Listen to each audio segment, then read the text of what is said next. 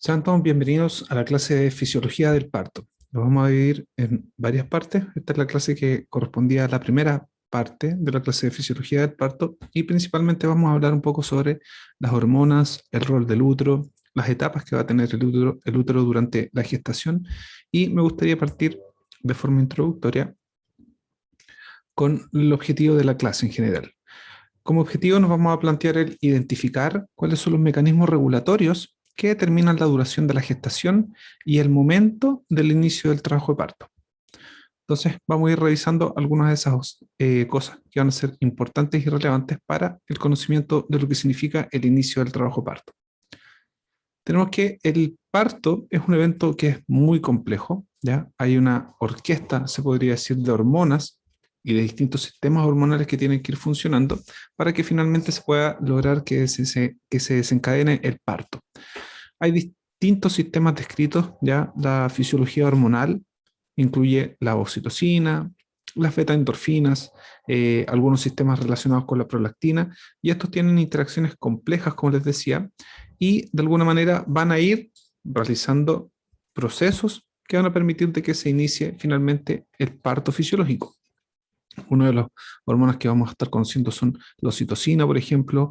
Vamos a hablar un poco también del rol de las prostaglandinas, los estrógenos, la progesterona, la beta-HCG, entre otros.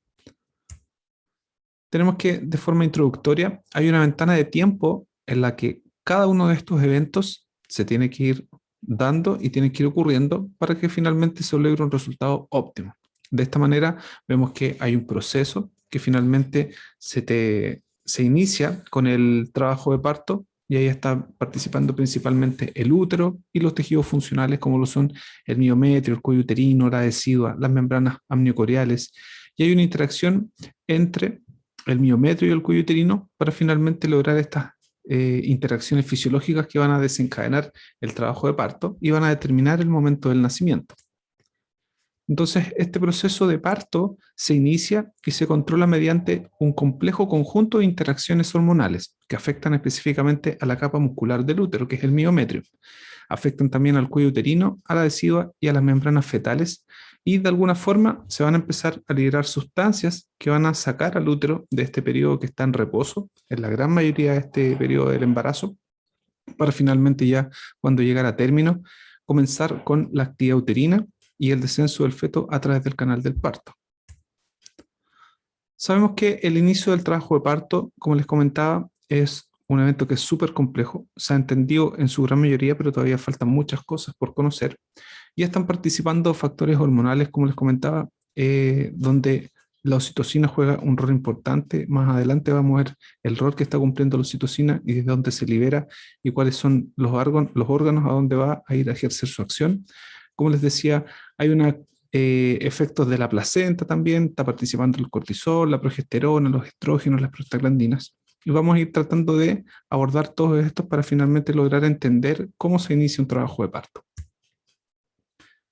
Cuando hablamos del inicio del trabajo de parto, de modo general, tenemos que conocer de que pueden haber tres vías por las cuales se puede iniciar el parto, ¿ya? Se habla de las vías de inicio del parto. Y estas son que podrían ser la activación de las membranas, que finalmente puede terminar con la ruptura de las membranas amniocoriales, con la salida de líquido amniótico. Puede iniciarse también por las modificaciones cervicales o por la contractilidad uterina, que son las contracciones en el útero. Estos están interrelacionados. Podría ser que, por ejemplo, un trabajo de parto comienza por contracciones uterinas y esas contracciones llevan a las modificaciones cervicales y finalmente pueden llevar también a que se pueda producir una ruptura de las membranas y con la liberación de prostaglandinas también. O podría iniciarse porque se rompieron las membranas y eso generó que se activara una cascada de distintas hormonas y mediadores que van a modificar al cuello del útero específicamente, van a producir el borramiento y la dilatación y por consiguiente también van a generar actividad uterina. O podría comenzar con modificaciones cervicales que van a desencadenar la activación de las membranas o la contractilidad uterina. Por lo tanto, hay que conocer de que el útero durante el embarazo y la gran mayoría del embarazo está en un periodo de reposo, no reacciona mucho a las uterotoninas o a estas sustancias que van a generar actividad uterina, y llega un momento en que este útero empieza a despertar y sale de ese periodo de quiescencia o de reposo. Tenemos, por lo tanto, que a nivel del útero vamos a encontrar la capa muscular uterina, que corresponde al miometrio, hasta la placenta, el cordón umbilical, el feto, el saco amniocorial, que está compuesto por estas membranas amniocoriales y está dentro del líquido amniótico. Está el tapo mucoso, que es lo que está cubriendo esta parte relacionada con el cérvix o cuello uterino, y tenemos propiamente tal el cuello del útero, que en su mayoría, durante toda la gestación, este cuello uterino, que está compuesto principalmente por tejido conectivo, por fibras colágenas, se mantiene cerrado. Es finalmente la puerta que cuando ya llega el momento del trabajo parto, esto se empieza a modificar, esa mucosidad que se encuentra aquí en el canal cervical se elimina, se expulsa, y el cuello uterino, el cervix, comienza a sufrir algunas modificaciones y finalmente dan el paso y la apertura suficiente para que este feto pueda pasar a través del cérvix y finalmente puede ocurrir el nacimiento. Lo primero que me gustaría contarles es sobre las fases uterinas. Como les dije, el útero es el órgano que contiene el embarazo. Una de sus funciones es mantener el contenido del embarazo, y esto significa el feto, la placenta, el líquido amniótico, durante las casi 40 semanas de gestación, para finalmente después activarse algunos mecanismos para que este mismo útero que estaba conteniendo el embarazo logre, finalmente gracias a las contracciones uterinas, lograr la expulsión del feto. Y este útero lo podemos dividir en 4 fases de duración que son bien variables. Tenemos el periodo de quiescencia, que corresponde a casi el 95% de las etapas en las que se encuentra el útero en el embarazo. Desde las 6 semanas en adelante en este periodo de reposo. Después viene la segunda fase, que corresponde a la activación. Posteriormente pasamos a la estimulación, que es donde ya tenemos contracciones uterinas regulares, frecuentes, y terminamos con el nacimiento. Y finalmente viene la involución, que es donde el útero empieza a retraerse para lograr alcanzar nuevamente la forma y tamaño que tenía antes del embarazo. Por lo tanto, vamos a ir viendo en detalle algunas de estas fases que caracterizan al útero. Este es un cuadro resumen y después vamos a ver en detalle cada una de estas etapas. Tenemos, como les decía, la primera fase, que corresponde a la quiescencia, que es una fase preliminar al parto, y principalmente quedémonos con lo primero, que es que hay una falta de respuesta contráctil.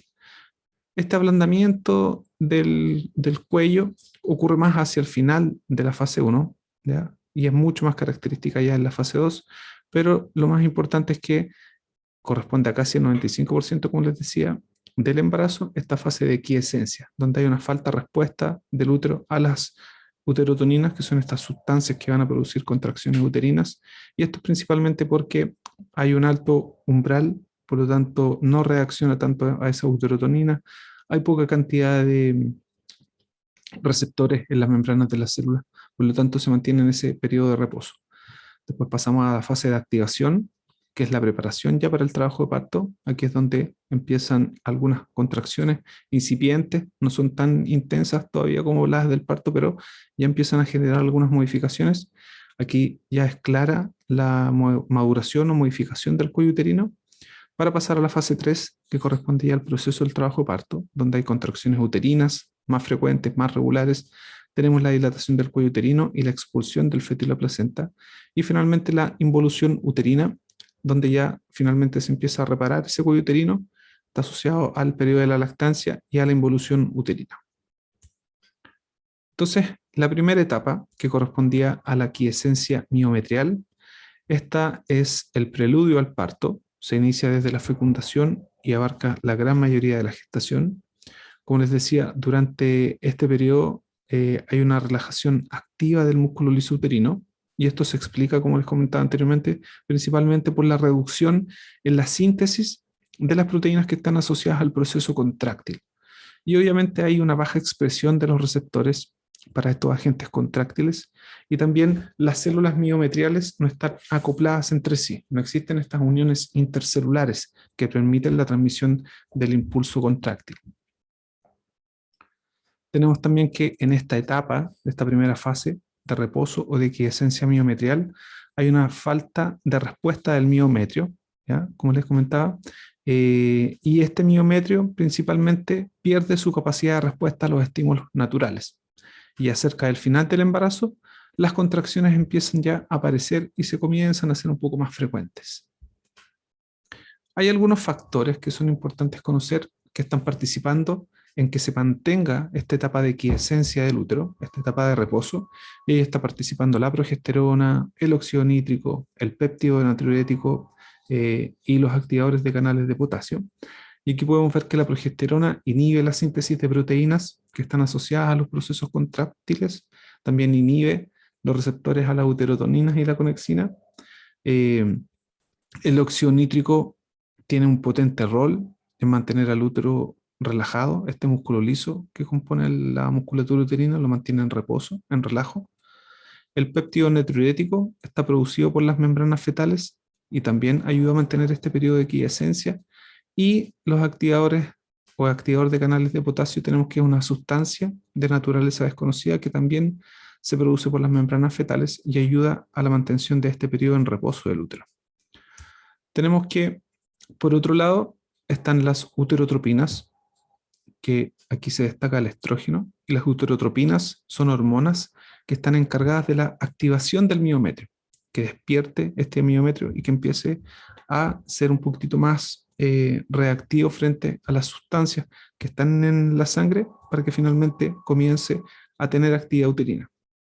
Vemos que los estrógenos tienen distintas acciones. Aquí principalmente lo que están haciendo estos estrógenos es que aumentan la expresión de la conexina, ¿ya? Estas uniones intercelulares o gap junctions, y de esa manera las conexinas o las gap junctions van a ayudar o mejorar la sincronización de las fibras musculares miometriales. Estas son las que les comentaba que están uniendo cada una de las células de los miocitos y finalmente permiten el traspaso del impulso contráctil. Y también gracias a los estrógenos se aumenta la expresión de los receptores miometriales de uterotoninas, permitiendo la estimulación del miometrio. Entonces, además de las uterotropinas, vamos a encontrar a las uterotoninas. Y las uterotoninas son hormonas que están encargadas de la estimulación del miometrio. Están actuando directamente en la capa muscular del miometrio. Y ahí podríamos encontrar, por ejemplo, a la oxitocina, que una de las funciones que tiene es que se mantenga y que progrese el trabajo de parto una vez que ya se inició. Están las prostaglandinas, que también tienen un rol fundamental en el inicio del trabajo de parto, principalmente porque son una de las encargadas de generar modificaciones a nivel del cuello uterino. La endotelina 1, que es un péptido vasoconstrictor que tiene una alta potencia, se produce en el amnion y en el corium y principalmente se ve que empieza a aumentar durante el inicio del trabajo de parto. Y el factor activador de plaquetas, que tiene un rol importante en que se mantenga esta fase de estimulación del miometrio, ¿ya? Entonces, estas son las uterotoninas encargadas de la estimulación del miometrio. Después de haber estado en esta primera fase, que era la fase de reposo, pasamos a la fase 2, que corresponde a la activación. Y esta activación del útero principalmente se caracteriza porque hay un reblandecimiento y un borramiento del cuello. El cuello uterino está principalmente formado por tejido conectivo, por fibras colágenas. Y esas son las que le dan la firmeza y la rigidez al cuello uterino. Por lo tanto, cuando empieza ya a haber una mayor concentración de prostaglandinas, ocurre un fenómeno que se conoce como la colagenolisis, y de esa manera se empiezan a destruir esas fibras colágenas que le dan la resistencia al cuello uterino, y este cuello uterino empieza a ser más dócil y se empieza a entreabrir con más facilidad. Por lo tanto, van también asociados a que van a ayudar a que empiecen a haber algunas contracciones uterinas. En esta fase 2 también está el desarrollo ya propiamente tal de las uniones intercelulares o gap junctions que les comentaba, que permitían el traspaso de la información del impulso contráctil entre una célula a otra. Aumenta la cantidad de receptores de oxitocina, por lo tanto el útero se hace más reactivo a esta oxitocina que está circulante en el organismo. Se restablece la respuesta del miometrio, se forma el segmento inferior, ya que es la parte anatómica que está entre la unión del cuerpo uterino con el cuello uterino. Y aquí ya vemos entonces una progresión de cambios uterinos durante las últimas semanas del embarazo. Este despertar uterino que es donde principalmente vamos a ver esas características de que el útero se hace más reactivo y ahí están comenzando las modificaciones del cervix. En esta fase 2, como les decía, aumentan las gap junctions o uniones intercelulares, aumentan los receptores tanto para oxitocina como para las prostaglandinas y vemos ya que hay transformaciones bioquímicas en el cuello uterino. Por lo tanto, esas transformaciones que están ocurriendo en el cuello uterino son uno de los puntos claves que vamos a nosotros poder evaluar cuando ya estamos determinando que se inicia un trabajo de parto. Luego pasamos a la fase 3, que se conoce como fase de estimulación.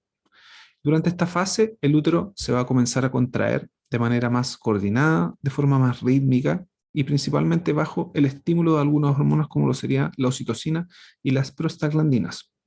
Durante este periodo de estimulación, este cuello uterino ya se comienza a dilatar de forma más rápida y progresiva.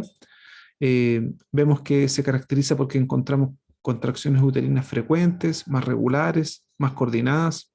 Está esta dilatación progresiva. Finalmente, esas contracciones y esa dilatación en el cuello uterino permiten que el feto descienda a través del canal del parto para finalmente terminar con la expulsión del feto y de la placenta a través de los genitales maternos. Y por último, llegamos a la fase 4, que corresponde a la involución, y se caracteriza esta fase porque ya hay una recuperación de la fisiología uterina postparto. Este proceso se completa dentro de las 6 semanas después de ocurrido el parto, y el miometrio aquí lo que caracteriza es que comienza ya un estado de contracción y retracción que es más rígido y más persistente. Como ya no está el contenido dentro del útero, que en este caso era el feto y la placenta, ese útero se tiene que empezar a retraer para tratar de, además de generar hemostasis en los vasos sanguíneos que estaban irrigando al lecho o al espacio intervelloso, además van a querer que este útero empiece a tomar su forma pequeña que tenía antes del embarazo.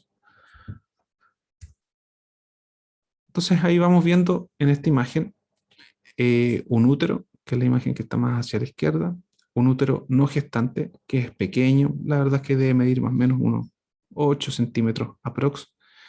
Y ese útero después, cuando comienza la gestación, comienza a crecer, crece fácilmente, puede llegar a medir unos 35, 38 centímetros, porque está conteniendo al feto, a la placenta, al líquido amniótico, y este útero empieza a sufrir algunas modificaciones.